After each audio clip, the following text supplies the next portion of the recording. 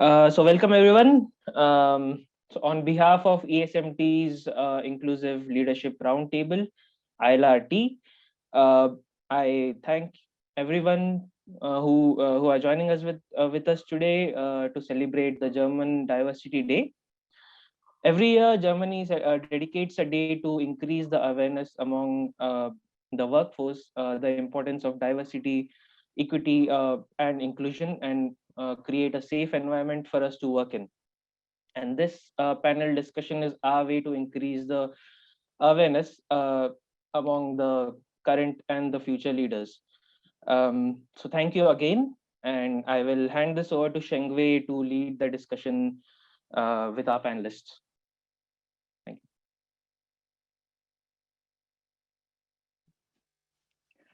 you. Good evening, everyone. I'm Chengwei Liu, and thank you for joining us for the Diversity Day panelist at this panel and hosted by ESMT Berlin. And so it's a great pleasure. We have 4 panelists joining us, and they're all kind of very knowledgeable about this topic and passionate as well. And they are Raji, Christopher, Vikki, and Katherine. So Raji is my colleague here at the ESMT Berlin, associate professor in economics, and Christopher is the senior project manager at Zalando Fulfillment Solutions. And Vikki is the founder of Inclusion Consulting and also the Diversity and Inclusion Director here at Zalando. And she'll be joining us in a second. She was in a meeting. And Katherine is a senior specialist on diversity and inclusion at Delivery Hero. So shall we begin with this panel discussion with this question? Of course, all our panelists all engage in diversity and very passionate about this topic, diversity, equity, and inclusion. But may I learn from each of you, so what was your story? So what makes you so passionate and engage diversity in your career and your context? And well, actually, I'm doing research on diversity as well. And one of my recent paper is about capturing diversity bonus with random selection. So to be absolutely fair, I actually prepare a random number generator. So I actually already decided this random sequence. So shall we, well, in this first question, actually, Vikki is the first one, but I think she's not here yet. Well, bad luck for us. But the next one will be Katherine. So may we have the pleasure, Katherine, to have you to share your story about why you're so passionate about diversity first. Hi, Chengwei. Thank you for having me today. And hello, everyone who's tuned in. Excited to be here. My name is Katherine, as has already been introduced, and I'm the Senior Specialist of Diversity and Inclusion at Delivery Hero. And I found myself in diversity and inclusion a bit unintentionally in the corporate world. But if you look at sort of my history in the context of what I've studied and where my career has taken me, it's actually quite a good fit. And so I actually have a degree in global studies and was pursuing a master's in sustainable development. And after that, I've lived and worked in many different countries, such as Vietnam and Kazakhstan. And within those jobs, I was focusing on sort of security, conflict resolution, and also supporting social enterprises or projects in developing countries. And I always found myself really intrigued about different cultures and different people and sort of the inequities that occur in a world that believes very full-heartedly in meritocracy without considering the impact of identity. And so when I found myself at Delivery Hero, actually, I started in recruitment, and there I just naturally started applying a lot of sort of my own values and methodologies that I learned in my studies into sort of how I sought talent and created opportunities for people who might be looked over in a fast-paced environment where sometimes there is a status quo.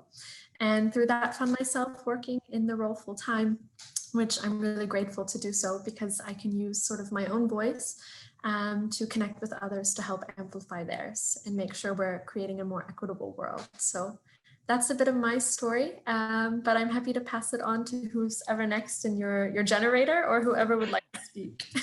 Yes, of course. Thank you so much, Katherine. Yeah, we can definitely learn a lot from your, well, very diverse experiences. Next one actually is Christopher. Perfect. Thanks so much, Chengwei. So I think to look at my story in terms of why I am so involved in diversity topics, this really actually dates back to my undergraduate bachelor years. I went to a university just outside Toronto in Canada, and it was a very traditional North American business school, even at the undergraduate level. And diversity was not high within our business program. Our school actually had an art side of the school and a business side of the school. And there was a very clear line distinction between them in terms of what type of students you found in each of the two areas. And being a member of the LGBT community, I realized that I really sort of transcended that line and crossed over it and really saw that we are in this business school, we were lacking that presence, that awareness. In my second or third year, I went to one of my professors in human resources and said, hey, can I skip your class next week? There's a really interesting talk on LGBT in the workplace. The speaker coming in from IBM that I'd love to hear. And she said, sure, absolutely. And she said, but would you come back to our class the week after and tell us about the session you attended? And that was, to me, was scary at the time, to stand up in front of my business classmates and talk about LGBT topics.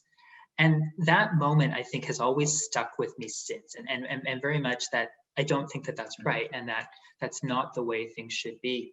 And I continued working in Canada for many years thereafter in the logistics world and supply chain, which also very heteronormative environments that I really at times did not enjoy, did not feel that it was right, but didn't feel really much in a position to do a lot about it. So when I came to Berlin, because 2.5 years ago, did my MBA here and saw the opportunity in a much more diverse business school to really get more involved in those topics. And then last year in 2020, joining Zalando and seeing their take on diversity and the opportunity to get involved there. So I joined here in Zalando, our LGBTQI ERG, Employee Resource Group, and sort of picked up where I left off from my undergraduate years, actually, in the LGBT group, sort of mentality, and really trying to get involved. And I mean, I'm a loud, outspoken person. I don't have a lot of issues with that. So therefore, for me, it's how can I use my voice to help others? And over the last, just about a year at Zalando, it's been how can I do that, and how can I help others and create a warm, fostering, safe environment for people to partake in. And that's why these topics, I think, are so important to me. Yeah, thank you so much, Christopher. That's definitely a personal experience that's really relevant. And I think it links to a key word we will probably revisit. It's about sympathy, right? So sometimes it's really difficult for people who did not engage diversity as much as they should to really understand why this is so important and how to approach this issue. So definitely we'll revisit this in a later panel discussion. And last but not least, Raj. Great, thank you very much for having me, Chengwei, and thank you all for showing up. I wish I could see you all because I'm sure there'll be many familiar faces. Chris, I'm glad to see you. I didn't get a chance to tell you that. So you asked for personal motivation. So let me get personal. I grew up, I was a UN kid, and so I went to boarding school in this really tiny little international school. And I know it sounds crazy to say this in this day and age with extreme polarization, but in many ways, it's just like a tiny little post-racial bubble. I did not think in terms of race, gender seemed peripheral. It sounds great. This is in the 80s. So that's the world I grew up in. And then I came to North America to study, and I noticed for the first time that there were sort of these differences, but I don't think I particularly suffered for being a visible minority or a woman it was, Montreal at the time, just because in North America, a lot of the times, if you're going to stereotype an Asian person, it's like, oh, doctor, will you treat me? Or lawyer, it's a very positive stereotype often in North America. But then after my undergrad, my master's, I went to visit Munich for the first time, my then boyfriend, now partner. And I got off the plane, this is in the mid-90s. I got off the plane and later that day in Munich, he took me to Marienplatz, downtown Munich, and I didn't speak a word of German. And this guy walked past us and said something to my boyfriend. And I didn't understand what he said. And so I asked Armin what the guy had said. And he wasn't waiting for an answer. He just continued walking. And what he had said, which I didn't understand, was, wo hast du die dann gekauft? Which is, where'd you buy her? I was absolutely shocked. And as like a colored person in Germany, like I moved to Germany much later, once we got married and had kids and all the rest of that. But like, this is not unusual in Germany. Like I was asked when I had kids if I would maybe watch their kids after I was done with these kids, or where the changing room was in shops, or at ESMT at these fancy dinners. I was asked for a refill of the glass when I went to sit at my table.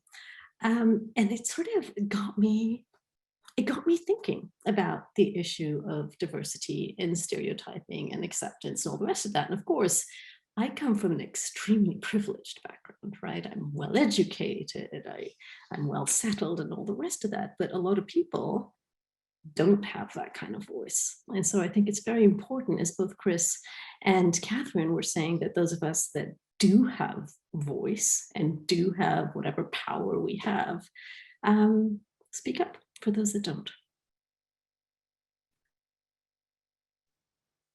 Yeah, thanks a lot, Raj. And I think that's definitely another very good personal experience that will trigger a lot of discussion, right?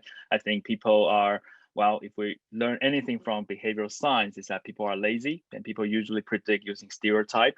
And that actually create a lot of problem we're facing regarding this diversity challenges in organization, and also some justice problem, right? If you link to what happened last year, like Black Lives Matters, all this social activity, I think it's a stereotype, this kind of prediction, and to really kind of the source of it. So yeah, so we definitely will revisit this very important issue in this panel discussion. Great, so let's proceed with some of the questions that can trigger a rich discussion. So first of all is many organizations, they try to, or at least they claim to embrace diversity, equity, and inclusion. And we have two organizations here today and already make much progress on this topic. So may I learn how this diversity, equity, and inclusion significantly change the story or identity for your organization or profession? And it also applies to Raj, I mean, as an academic in your own profession or in the university you work with, and is there any significant change in that?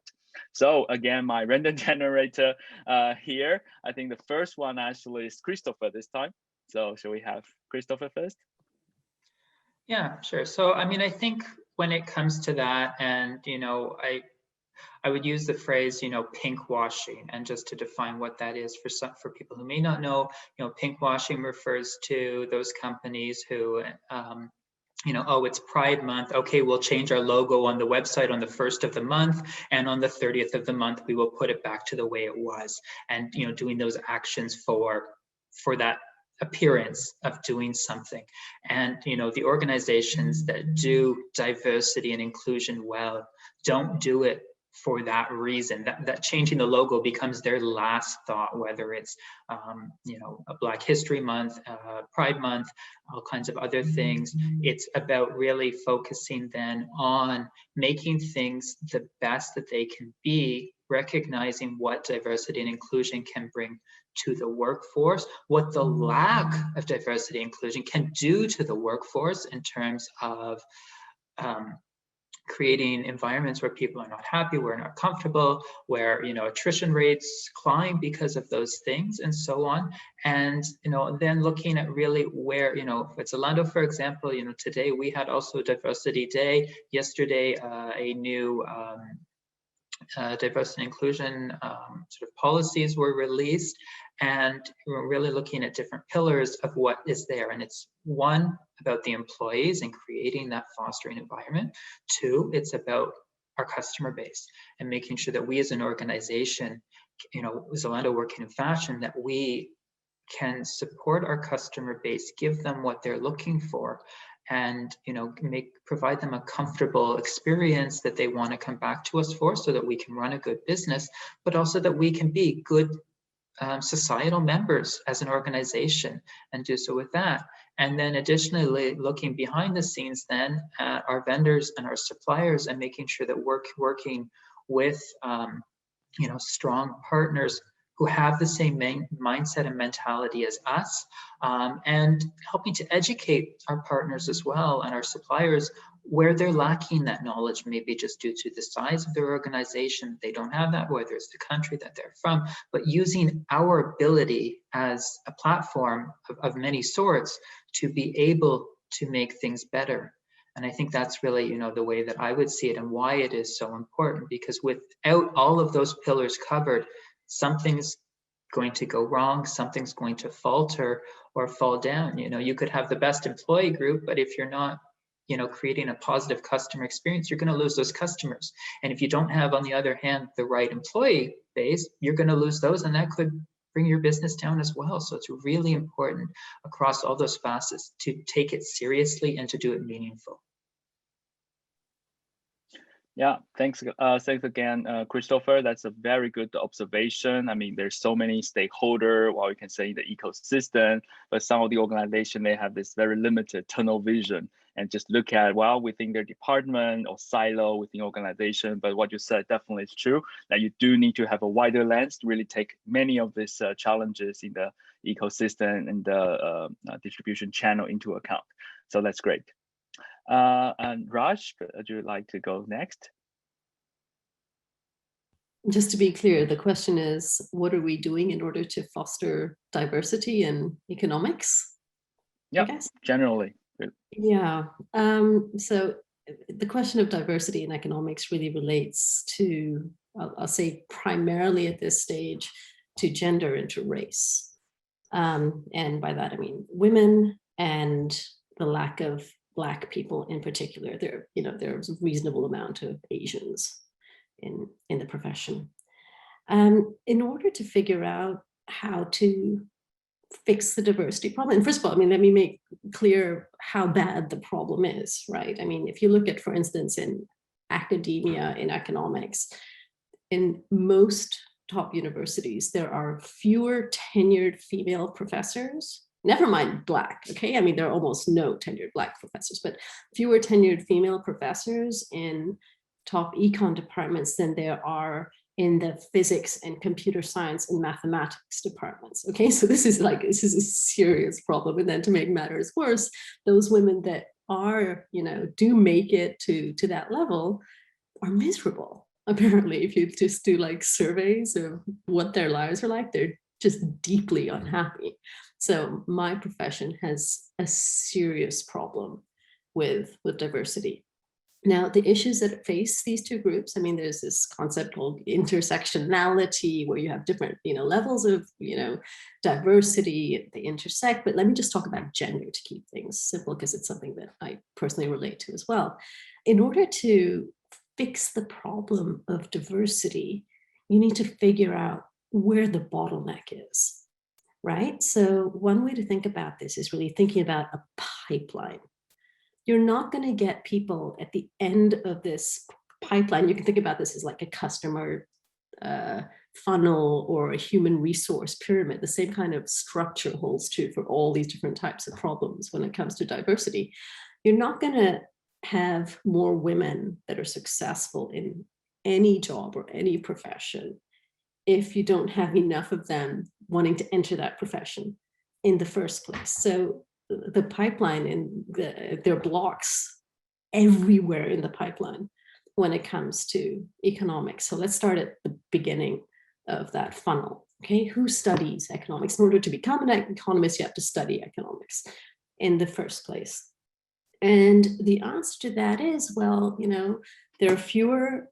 First of all, let's remember that there are more women than men in wealthy countries, these that graduate with bachelor's degrees.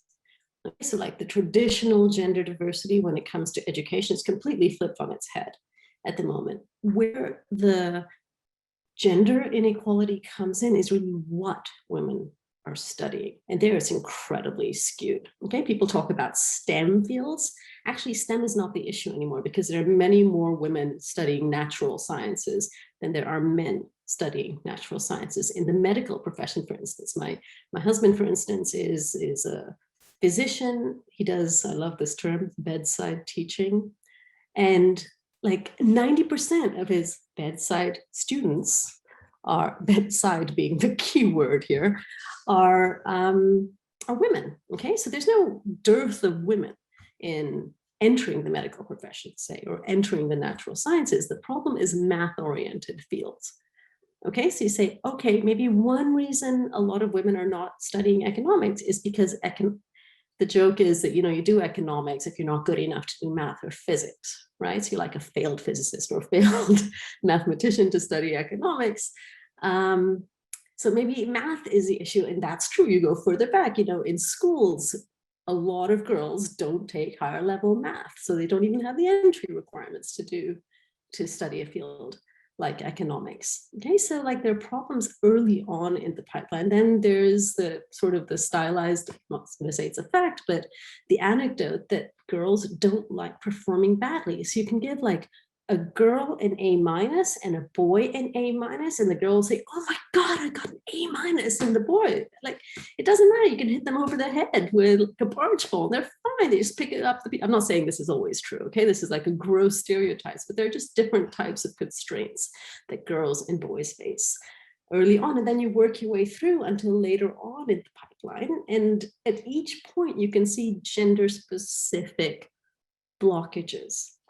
And so I guess the key is a lot of the time, let me just end here because I'm talking too much, but a lot of the time when we think about diversity, we're thinking at the end of the pipeline, right? Okay, here are all my employees currently in my company. How do I'm not, Chris was saying earlier, pinkwashing, that's not what we want to do, but how do I encourage diversity once I have that pool? But what I'd really encourage people to think about, this audience, is unstopping that pipeline much early on, and that's hard. Yeah, Raji, that's indeed a very important observation, this pipeline problem, and how to solve this that require huge investment. And of course, first of all, recognition of this problem, right? So of course, this will be a major hurdle for many organizations, and almost like a solution should not lie in individual organization. It's probably much more broader, the education system and what the voter, what kind of politician they want them to represent them, so that it can change the thing. So it definitely will revisit this very important system level question. And Katherine? Thanks for passing over to me, and thanks both Christopher and Raji for everything you've shared. I'll try to add on to it, but I think you've covered a lot of the topics, and I can definitely relate to the pipeline issue you've talked about, because it's something we also face at Delivery Hero as a tech company when we talk about female software engineers, for example. And you do have to look at sort of the complete funnel and where there are the bottlenecks, and as an organization determine where can you pivot and make changes to make something either more inclusive, more attractive, or to support. And for instance, there's something we're doing on that end called the Delivery Hero Tech Academy. And so because we acknowledge that there aren't enough software engineers from diverse backgrounds, whether that means female, whether that means single parents, etc. And so we decided to build our own academy to train people in either Java or Python, and then offer them direct internships with us to hopefully upskill people who haven't had the opportunity to enter such an organization or a field. But that's only 20 people at the end of the day and not solving the complete problem. And what's really important from a business perspective is to zoom out, I think, as Christopher was saying, look at sort of all the areas of impact, because there's going to be points across the employee life cycle or the business's operations, but also to make sure you have targets and accountabilities in place, because when you try to fix everything that can be a game changer in diversity and inclusion at once, you might not get very far, and you won't be able to bring people along on the journey. And at the end of the day, it's not Christopher or Raji or myself who are accountable for diversity and inclusion in the organizations or in our field. It's everyone, because we only have so much power within our roles.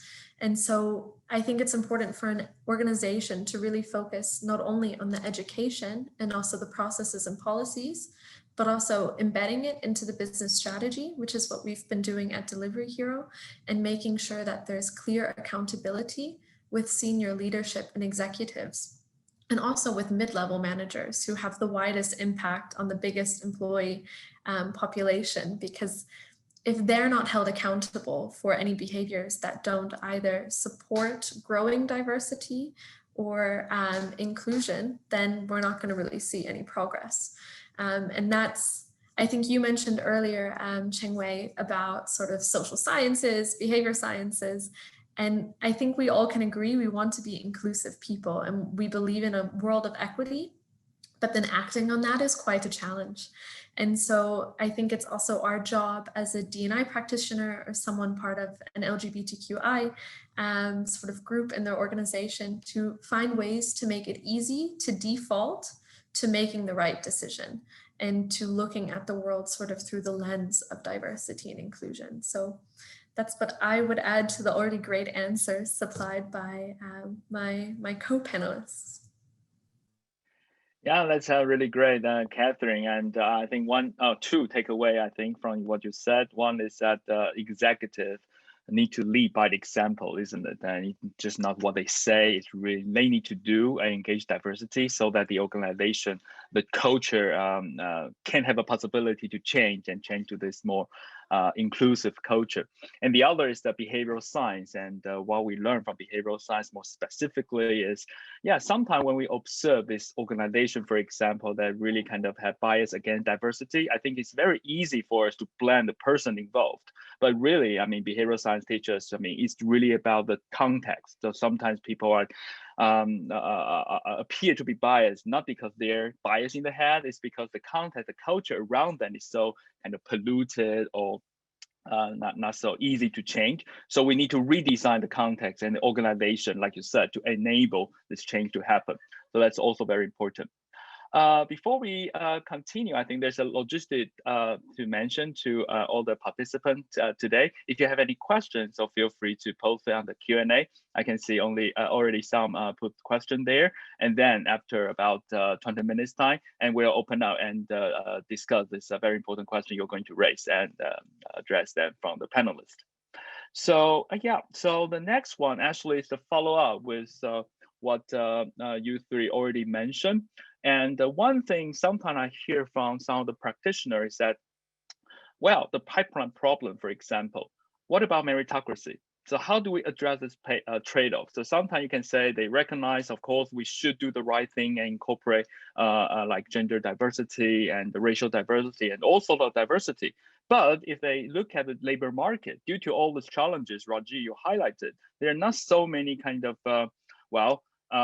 qualified talent for the job. So that is the argument they may have for meritocracy. So in your view, is this argument even valid in the first place? And if there's some validity, so how do you think organization can address this trade-off or challenges? So in this case, I probably will start with Raji, because you highlight this pipeline problem was very, very important.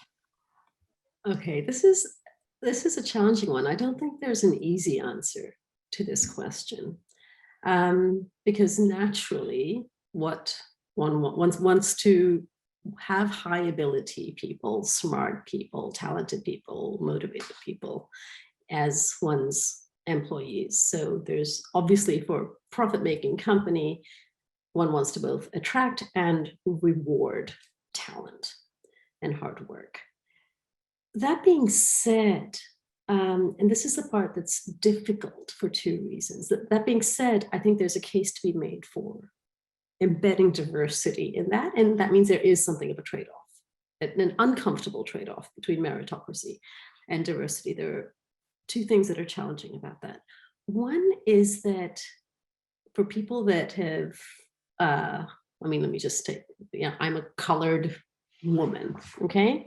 If someone gives me then a job on the basis of my physical appearance, literally, not terribly fair for someone who happens to be white and happens to be a man and has studied hard and worked hard their whole life and feels like they deserve that on the merits of their hard work. That being said, and this is where things become, I said the second reason, this is where things become a little bit abstract and a little hard to understand. And it's something I've struggled with a lot, which is the idea of structural racism. Okay, people bandy this concept around a lot. I don't think a lot of people have a good idea what it means, but the intuition is that you as an individual, in large part, got to where you were because you worked hard, okay? But there is a large structure out there that supported you in terms of getting to where you are, and that structure comes from historical accidents, okay? And where in economics we have this concept of vicious circles, okay? And the idea, the way I think about structural racism is the following. Let's put aside the idea of racial hatred or prejudice for a second, okay? Let's suppose that I don't have any preferences over whether you're black or white or woman or man, okay? It's not preference-based bias. But let's suppose that I don't get to observe your true skills or your true intelligence or hard work or whatever else, which is true. Like, you guys seem like wonderful people. You're very accomplished. I'm sure you must be very smart, but honestly, I don't know how smart you are or aren't. Okay, I don't get to observe that about people. Now, what I do get to observe is whether you're a woman or man, whether you're Asian. I get to observe these things. And so I use these things as proxies for what I cannot observe. Okay, now suppose that I start from a place where I think that Black people have are less smart than men. I'm not saying where this belief comes from. It can come from anywhere. Now you add the history of the legacy of slavery and all the rest of that onto it. You very easily see how you could get to that kind of initial belief. That kind of structure can perpetuate an equilibrium, even if I have no prejudice against Black people, where I structurally discriminate against Black people because I don't get to observe people's true qualities. Okay, now you have a Black person and a white person. They may have worked equally hard. They may be equally talented, but the white person, because of the structures that are in place, has a leg up. What I'm saying here is that it may seem unfair to, let's just take the Black-white example, to a white person that a Black person gets preference for a job, even though they're equally qualified. But honestly, in many situations, not in all situations, but in many situations, the cards are just stacked up in that white person's favor. And I shouldn't just say white person, the same is true of Asians. You know, like, we have incredible odds stacked in our favor as well in many circumstances. So I think there's really a case to be made for, I'm not saying be anti-meritocratic, okay, but understanding fundamentally that what you view as meritocracy is also a massive accident of history that gave you a leg up. Yeah, definitely. I definitely agree with that. And this historical accident create many of the issue. And also related to that is the information biases, right? In the sense that, well, because the structure of the society as such, we probably will sample more some type of people more than the other. And some of the biases can persist as a result, simply because we don't interact with some of the minority, for example. And there's a lot of research suggesting that even we want to be unbiased, but because the information access is biased, so a lot of biases can persist as a result. So that's really unfortunate. So let's probably hear from Katherine and Christopher, probably Katherine first, about, well, this meritocracy challenges also for the organization can be really quite real, isn't it? So because if you want to incorporate this diversity, but due to the pipe problem, for example, you may experience a performance shock when you try to engage some of this diverse employees. So is there any tips or observation from you how to address this trade-off or challenge? It's a really good question. And I think Raji did a very good job with starting to answer it with the complexities of our unconscious biases and the systemic structures that are in place, which do give people certain privileges, whether they can see them or not. And I love it because I hear it all the time. So one part of my job is also sort of training and development in regards to sort of diversity and inclusion topics. And like many organizations, we also have an unconscious bias training and a few others that are there to help sort of start a conversation around why diversity and inclusion matters and how, as humans, our thinking can sometimes be flawed. It's very helpful for us. It helps us make fast decisions to survive, but it can be very flawed and have unanticipated effects on sort of the representation we see in leadership, etc. And this question always comes up, and it's a really difficult one to answer. And I think how I like to approach it, as well as sort of looking at it from this lens of privilege, is sort of who are the people who have the opportunities to go to the schools that we might be interested in scouting from, and sort of who had the opportunity to work at the companies we perhaps might want or have positive stereotypes about. I know in tech, and I see Christopher smiling, sort of if you see Uber on a CV, you're like, oh, well, they worked at Uber. They might have something similar in common with the kind of fast-paced environment we have. Let's just maybe move them forward, having these little shortcuts in our minds. And the thing is you also have to keep in mind that you as the evaluator are very subjective. We like to think of ourselves as objective, but at the end of the day, we're making decisions a lot of the times based on feelings, and how you ask an interview question, even if it's the same, can still have an unfair output because of communication bias. I'm from North America. I can communicate much more effectively with people who grew up in North American context or Australia, because we have the similar kind of speech pattern. And so by default, even though I might perceive someone from North America as objectively better in communicating, that's still a bias, whether I can prove it or not, because I just don't have the experience communicating or growing up in a different cultural context. And so I think keeping that in mind as we are talking with different candidates is quite important. And then also, I think you need to choose diversity, because in a country like Germany, there are going to be plenty of candidates that are maybe not diverse or have had better opportunities, and they'll do the job very well. And so it's very hard then from a recruitment perspective to decide against hiring someone who will do very well. And so one trick is to look at first only diverse individuals in your pipeline, and choose that based on what does your team already look like. If your team is already 3 white women, maybe you want to look for a white man, or maybe you want to look for an LGBTQ white man, whatever sort of intersectionalities, because you realize there's a prospective meeting missing, and then focus on interviewing those people first.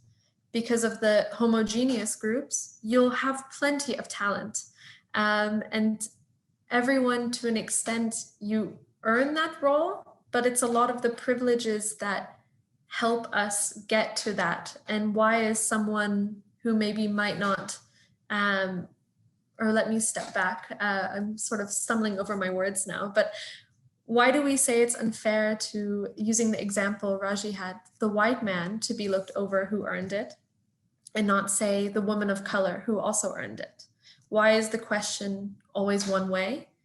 And not saying either question is right or wrong, but how can we just turn our thinking on its side and realize that it is a lot more complex? It's a bit more of an abstract answer, but just to sort of follow up on that. And I guess I'll hand it over to you again. Yeah, thanks a lot, Katherine. Definitely, I agree with everything you said. And of course, some research suggests that the positive stereotype or affirmative action in general, if the culture is not there, you can easily backfire. And I probably mentioned my recent paper on this capturing diversity bonus through random selection. Actually, maybe consider a radical proposal, but kind of in line with what Katherine, you may be saying. Because sometimes you may wonder why this diversity has to be related to only like gender and racial diversity. Can we be more blind? So once you do some soft shortlisting, I mean, kind of eliminating the absolutely unsuitable candidates. So probably random selection is a viable approach to eliminate a lot of this potential source of bias, right? Because gender and racial and all this, well, stereotypes still, this category are not necessarily the best indicator of anything organization you want to engage. And we have Christopher next, and then we'll come back to Raji. You raise your hand. Yeah, Christopher.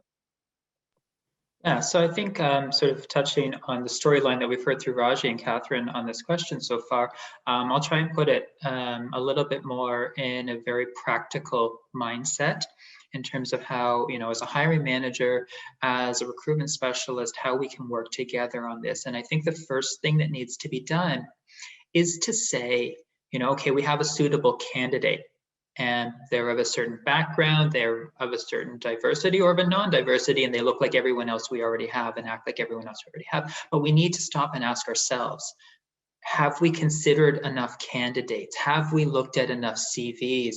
And really stop and say, and question our process that we went through to this candidate that we're maybe considering, and saying, how did we get here?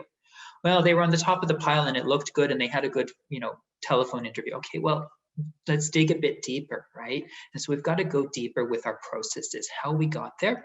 And secondly, once we've hopefully broadened our limited pipeline as it may be, but nonetheless broadened it as much as we can, stretch it as far as we can to get as diverse an applicant pool as we can, we then need to look at how we did our interviewing. So using this example of tech, if, you know, we're hiring in tech and maybe, you know, we have a female candidate across the table from us, or a Black candidate across from the table from us. Well, let's stop and just look in the mirror for a second.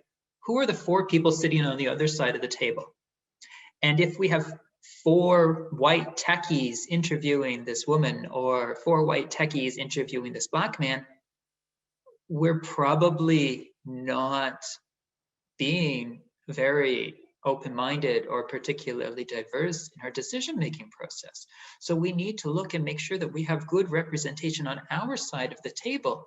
And then we can bring much more objectivity and really hammer out some of those unconscious biases by challenging one another, so that when the 4 of us get together after these interviews and you know, not just say which candidate we like better, because that's a horribly phrased question, first of all, but it's, you know, to objectively say, okay, looking at each candidate individually, do we think that they can do the job?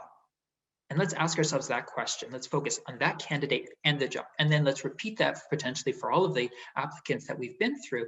And then when, okay, maybe we've ruled out 1 or 2 just because we're just not confident there. Now we need to, again, look at, you know, maybe our short list and think about how we're going to narrow it down from there, and be very aware of these potential unconscious biases and look to where we can strengthen diversity. You know, in this comment or this idea from Raji, you know, that, okay, we might be turning down that very talented white male. Well, the good news is he probably will have other opportunities in the future, right? And fairly easily.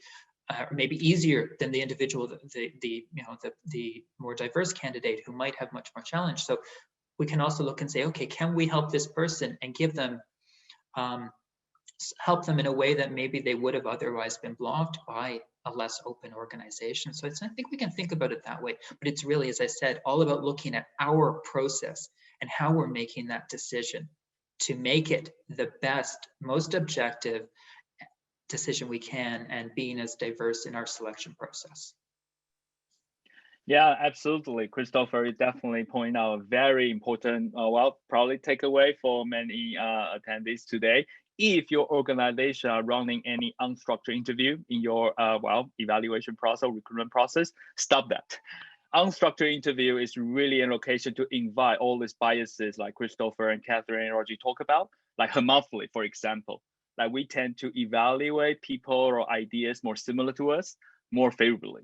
This is unconscious bias and very natural, related to what Raji said about this stereotype and information access.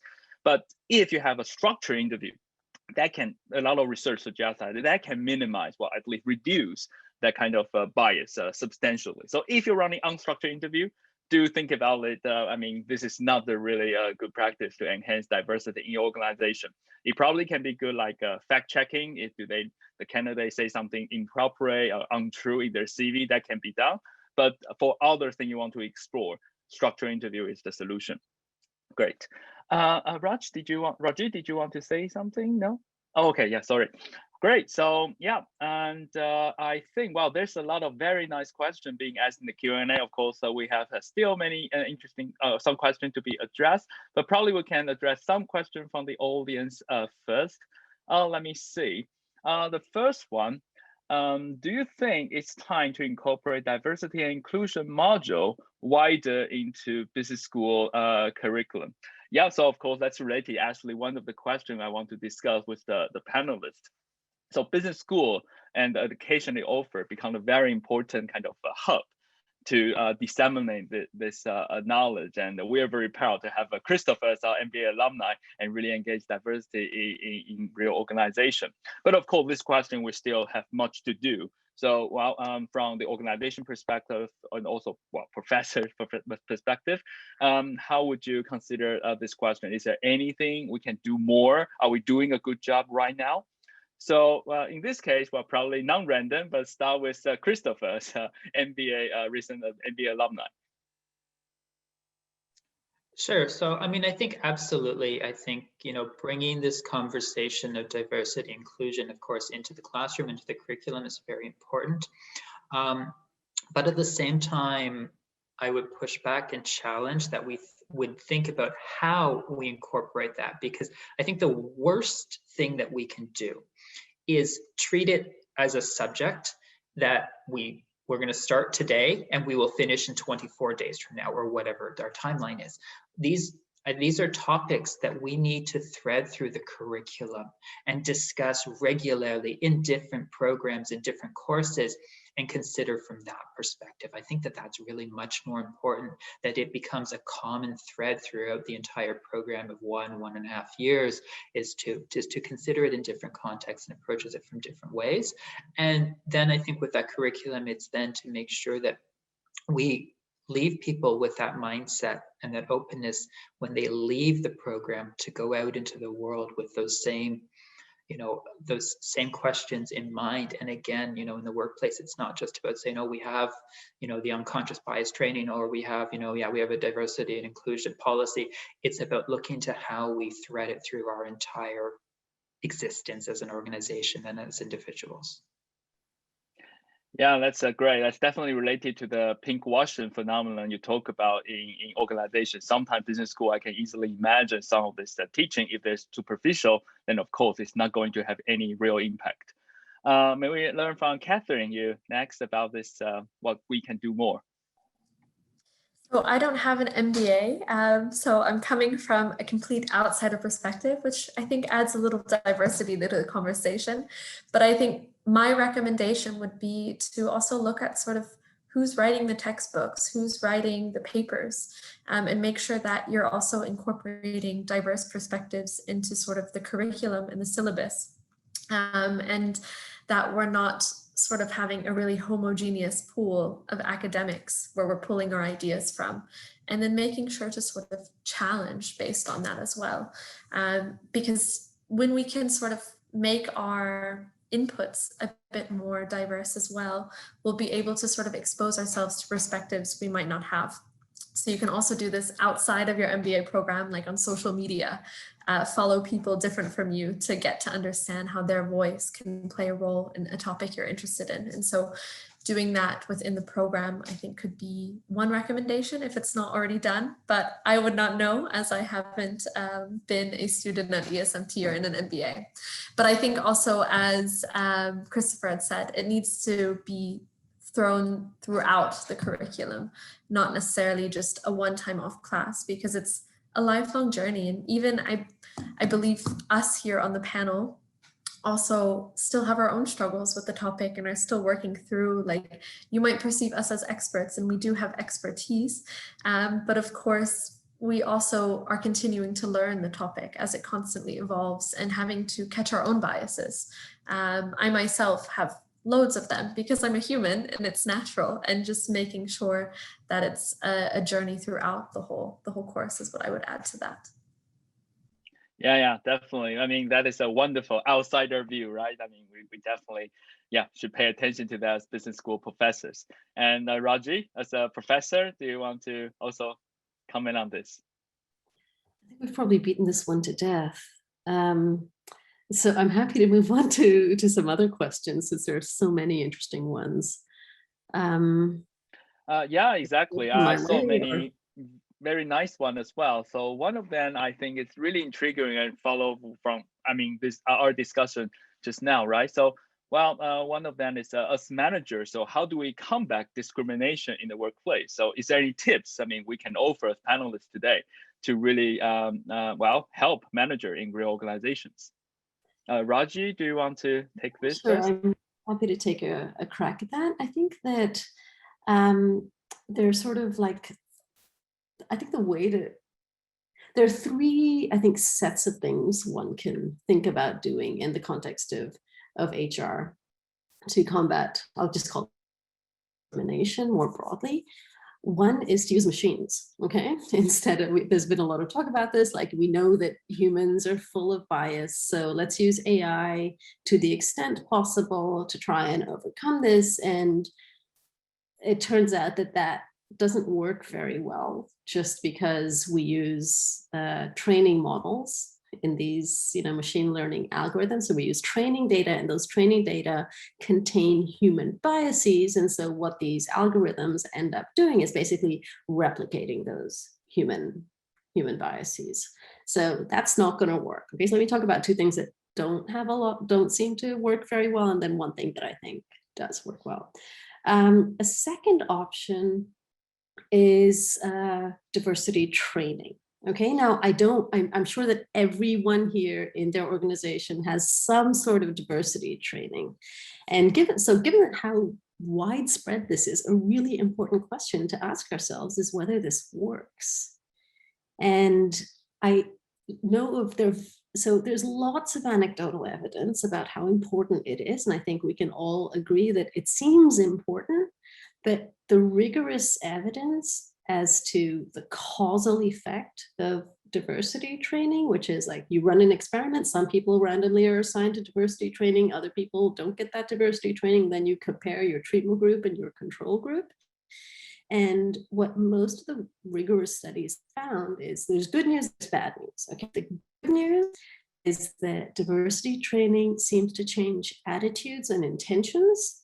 So, if I've had diversity training, I'm likely to think that, maybe a woman would be up to the task. Okay. I'm likely to want to make friends with someone that doesn't look like me. So attitudes and intentions change, but there's, as far as I know, with these not anecdotal, but sort of rigorous studies, no evidence that actual behaviors change with diversity training. And that shouldn't surprise us. Okay. The reason that shouldn't surprise us is that our personalities and identities and biases are really hardwired. Okay, I mean, if you talk to my mother-in-law is a psychoanalyst. She thinks you're fully baked by the time you're 6 years old. Okay, like there's nothing. I don't believe that, but there are a lot of people that it's hard to change adults' behaviors and preferences. Okay, behaviors being the key word.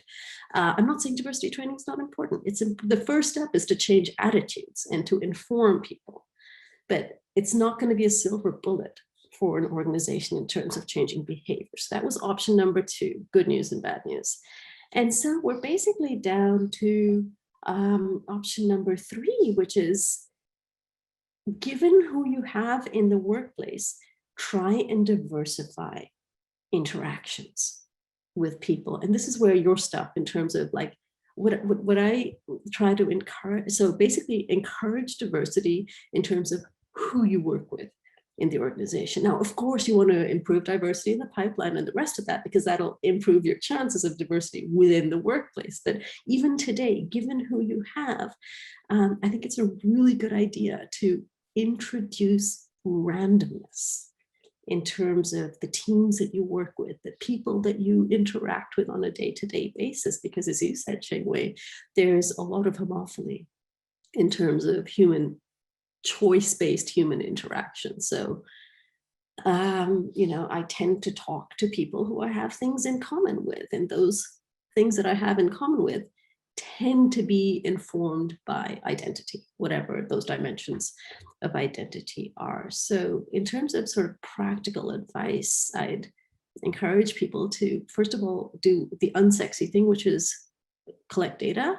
And this can be rigorously, in the form of your HR department, but it can also be something as stupid sounding as like a time diary, like who did I talk to today? Who did I interact with today? Who was I on a Zoom conversation with? And try and mix it up, because if you don't try and do it consciously, it won't happen. It's too easy to just plug along with your day-to-day. And then in terms of teamwork, introduce that has a little more structure, right? People are often assigned, or teams are formed on the basis of something. Either you get to choose your team members or you're assigned to team members. So if you get to choose your own team members, a coin, because chances are there aren't just 2 people that can be on your 3-member team. There are 5 possible people that could be those extra 2 members on your team. So literally flip a coin when you choose those, so you avoid choosing people that literally look like you, because that's what often happens. Now, an important question to ask, because all of us here on this panel have drunk the Kool-Aid in terms of the importance of diversity, we're punting a bit on why this is important. And I think that we are deeply convinced that it's important for its own merits. But and I should say that there's a body of sort of not great research that has basically talks to people who have drunk the Kool-Aid. So that's not great evidence that something is important. So if you're not convinced that it's important in its own right, as we on this panel seem to be convinced of, there is research that shows that diversity seems to be important for certain types of outcomes for your company. So, you have research on this, Chengwei. I have a paper on this with Linus. So maybe just let me tell you a little bit about what we find in that paper, because it really has to do with this randomness in teams. What we find in that paper, in a nutshell, is that when you randomly assign people to teams, entrepreneurial teams in which they need to come up with a business plan, those teams do better, in the sense that venture capitalists are more likely to fund them. They have a better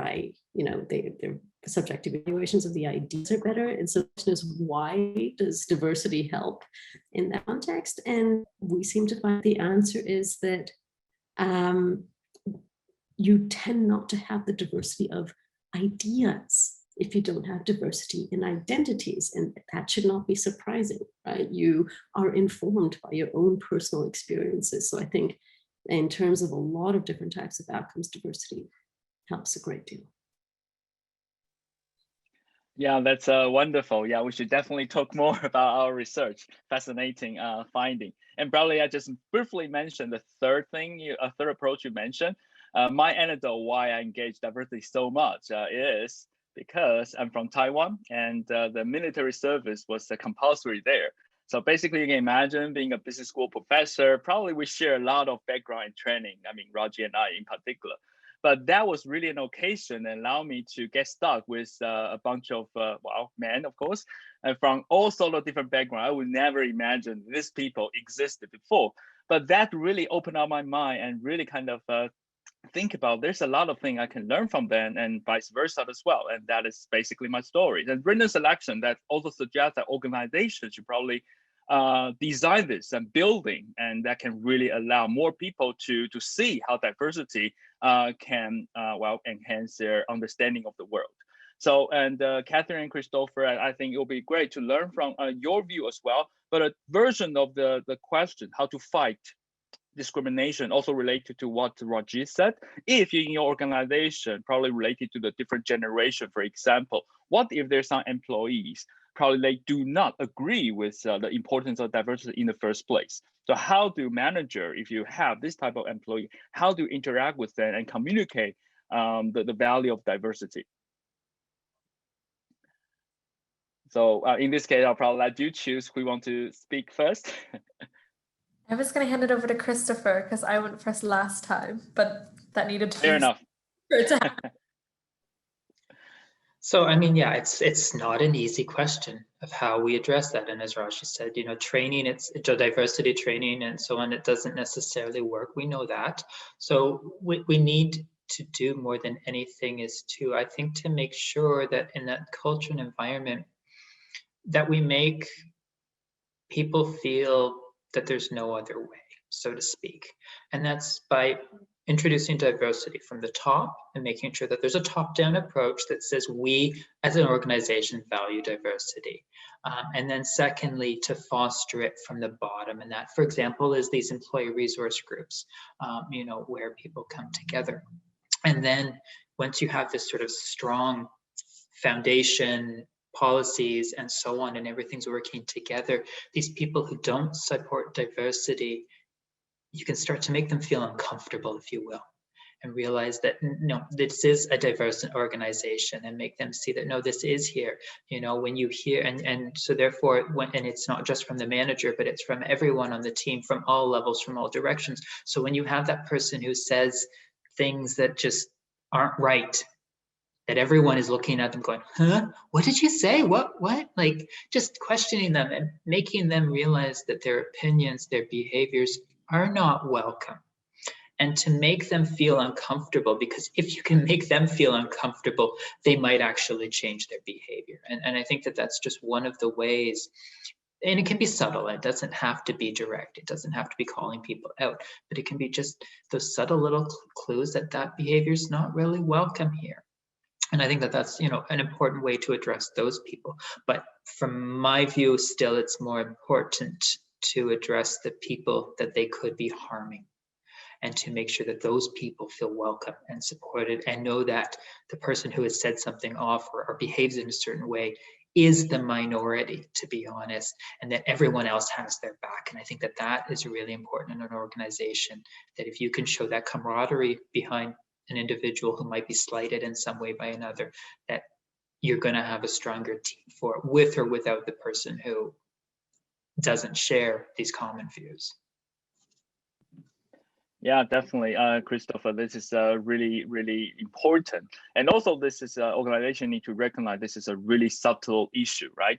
So really utilizing this like pressure, social pressure, for example, to change behavior, it can go both ways. Because some of the study, of course, suggests that if you push too much, it can be like one step forward, but two steps back, because the pushback or incorporation from some of these employees who do not really kind of embrace diversity from their heart, if kind of censoring what they say, I mean, this can easily backfire. So changing the entire organization culture and making them really believe and sample all this value of diversity is also very important. Yeah, great, Katherine.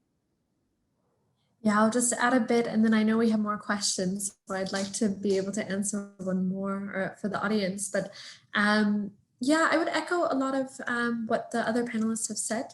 I think you need to be strategic to an extent, and also approach those people with curiosity.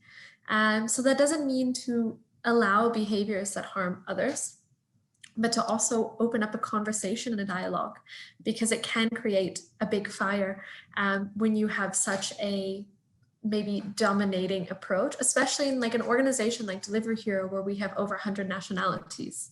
Diversity and inclusion is a topic that sort of was coined, at least in the United States, though I'm sure there were discussions in many other countries. There's another example of lack of perspective where my education comes from. And for certain cultures or countries, it might not be a topic, or it might not have been something someone's exposed to, or quite often I see that diversity and inclusion is viewed as a zero-sum game. Some people have to lose so others can win. And of course, you can't really scale one-on-one conversations with everyone in your organization. That would take too long and you wouldn't be able to measure its impact.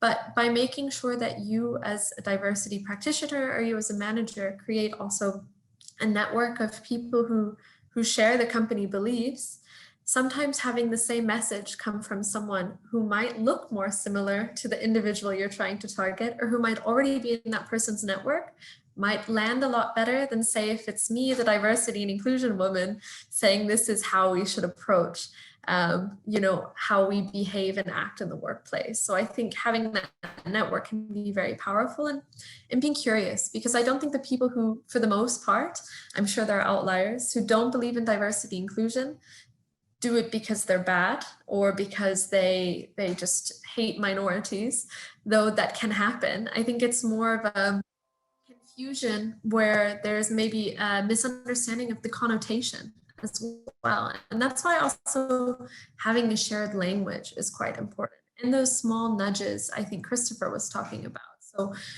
having your pronouns in your Slack as well as your email is a small nudge to someone that, hey, we care about how we identify people in the organization. Having a slide at every all hands or every team meeting where you talk about what is allowed and what's not related to inclusion is a subtle sign that says, hey, this is what we'll tolerate, this is what we won't. And you as a manager, going back to the original question, have a lot of power to implement those nudges, and people will follow you. How you behave is how your team will behave. And so if you become an ally yourself, you'll be able to have that influence over your team. And maybe some of you don't know, there's a cool website called Cohesion Collective, and there you can take a quiz to find out sort of where on your inclusion journey you are. And that could be a good resource to help understand where you want to go, and also learn more about the perspectives you might not have had the opportunity to be exposed to. Yeah, that's wonderful also, Katherine. And that's a nudge idea in behavioral science is really important, and redesign your organization to allow this small wins, and really echo your earlier point about this is a long journey, right? You cannot really kind of change the culture overnight. So all this diversity is, of course, engagement also in line with that. So small win, create this small wins over time. That is really, really important.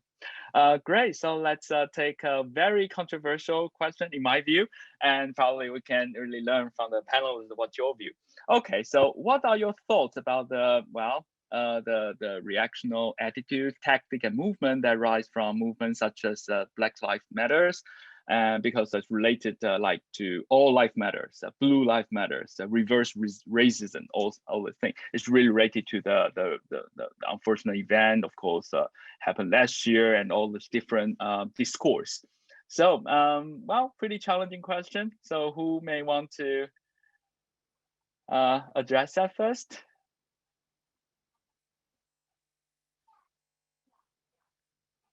Shall I use my random number generator? Oh, Christopher, please. I will go ahead and take a start on this question. Because I think this goes back to what we just talked about, is that these people who push back on diversity and so on, right? And it stems from the same things that we just talked about. And, some of these responsive hashtags like all lives matter and blue lives matter. I mean, I don't want to debate any of one of those specific ones, but it's again, these people who are reacting because now and going back to our earlier discussion about, the white man who feels slighted because a Black woman got the job or whatever, like it's all going back to the same, just sort of people feeling pushed down, believing that they're pushed down. And I think that we can only approach it in a way that, again, that diversity supports bringing everyone up in the organization practical setting. It should make the organization better. It should make our stock perform better. It should make our sales better. Like, we've got to bring it in from that perspective and not leave room for these other distractionary discussions. I think that that's really what it's got to be, is again, and this is what we just talked about in terms of how to address some of these people who might act in a certain way. And so we've got to take the same tactics that we've just described on this and really focus on that. No, diversity is important here. And that's what matters to us as a team, as an organization, as a group of people, whatever it is, it's bringing us together. That's great. Thanks a lot, Christopher. Raji, do you want to share your view on that? Yes, sure. I have so many views on this. I guess look, on the surface, if there's a Black Lives Matter movement and your response is all lives matter, there's nothing to disagree with on the basis of that term alone. I think that the timing of the term, just to take that example, and where the origins of that term lie, which is in response to the Black Lives Matter, that's where one can reasonably ask questions about what the motive is, but setting aside motive for something like the All Lives Matter, I think it displays a fundamental lack of understanding about the underlying issue. Okay, so let's take a step back and think about what the underlying issue is. So in the case of Black Lives Matter, it's police brutality, okay, against Black people. Now, there's a large economics literature on police, on killings. Just take one example on police shootings of Black people versus white people. And here's what, Fryer is one of Roland Fryer is one of the people that has done a lot of research on this stuff. And what you find, and again, different studies find slightly different things, but broadly speaking, economists think about discrimination in two categories. Okay, one category is what they call statistical discrimination. Okay, what this is you treat different people differently, in this case, Black potential criminals. I'm not even sure, they're not yet convicted of anything, okay, to be clear. Black men that are confronted with the police and white men that are confronted with the police, okay? Now, these two people, suppose there's a Black man and a white man. It's not just their color that distinguishes them. There are lots of other things that are probably different about that. The circumstance under which they were confronted was different. They, may or may not have a concealed weapon. There are lots of things that are different about them, right? And so you end up treating these two people differently in a manner that's correlated with race, but is not necessarily because of race per se, okay? So you treat them differently, you statistically discriminate between them because there are other unobserved differences between them on the basis of which you're discriminating. Okay, so what most of these studies found is that the disproportionate use of violence by the police against Black people, almost all of that, it turns out, is statistical discrimination. Okay, there are differences in the circumstances, there are differences in other characteristics between Black people and white people. Now, the question you should ask yourself from there, first of all, that doesn't mean it's fair. Okay, I can be like a completely innocent Black person. A policeman can statistically discriminate, not because he hates Black people, but because he's just discriminating against me due to other factors that are correlated with my race. It ain't fair, okay, if I'm a law-abiding Black person that I end up in this confrontation. So the question you should be asking yourself in that context is, why is it the case that Black men are disproportionately in this position where, they are by an order of magnitude more likely to be killed by police than white people? Why is that? And that's where this systemic part comes in. Okay, so when you respond to Black Lives Matter with All Lives Matter, you're fundamentally not understanding that. That'll be my response to it. Yeah, this statistical discrimination, and it's a really important information or idea or framework to think about this issue. And yeah, that's definitely unfortunate. Decades of prejudice and accumulated disadvantage for certain group that kind of generate this data or statistic behind and making some police reacting to different people or differential treatment. So I think this is really important to take into account when fixing the problem. Great, so I'm aware of the time, so probably we can end this panel with one question. We're still in the pandemic, right? Although, I mean, we're probably fortunate enough to be in the places that we can kind of see in the light, but don't forget there's also other places in the world that's still struggling. But still, for the topic of diversity, do you think the pandemic is reinforced or weakened the barrier to engage diversity? And post-COVID, do you have one tip for all the participants and for organizations? What can organization do after the pandemic to really engage in diversity even more effectively? So should we start with Katherine? Yeah, sure. Thank you. And it's a good question to end on. I think it brings challenges and, of course, opportunities. I mean, when we talk about challenges, you can look at the massive amount of women who have left the workforce because there wasn't support from governments or institutions or corporate employers to help them manage the duties very often still associated with being only a mother and not necessarily a father, and a lot of other sort of negative repercussions that set people back. But I think also a lot of opportunities come. And when I think of those, what comes to my mind first is remote work, because we're in Germany, and so Europe has its diversity, and you can find people from all sort of different identities here. But there's a huge untapped talent market across the globe. And now, as we move into a more sort of hybrid or remote context, you have the ability to reach a lot more people and provide opportunities that weren't before now there. And what comes to mind, especially for me, is when we talk about hiring women in a lot of sort of cultures where we've made job offers to women, they've been unable to take them because it wasn't acceptable for them to perhaps move their family to a new location or to take a job that might have a higher salary than perhaps their partner. And so now, because of the remote workforce, we have a few more opportunities in reaching talent, at least from the organizational perspective, where they're at, and adding flexibility to how we can sort of cater to their needs to make it possible to work, rather than sort of having a very one-size-fits-all approach, which is, I think, what a lot of corporations had before the pandemic was here. So that would be my addition to that question. Great, thank you so much, Katherine. Christopher?